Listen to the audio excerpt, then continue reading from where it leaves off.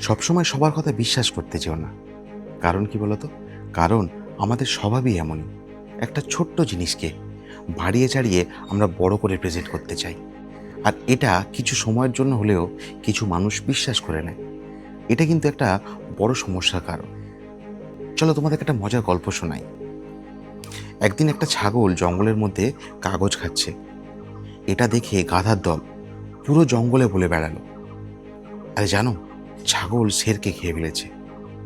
এটা কি কখনো সম্ভব? একটা ছাগল একটা শেরকে খেতে পারে?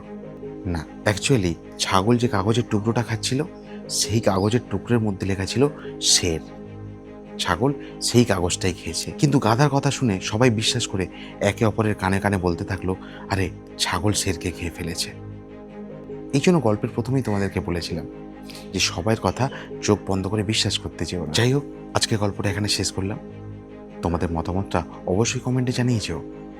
Bye bye. সবাই ভালো থেকো, সুস্থ থেকো, সবাইকে ভালো রেখো।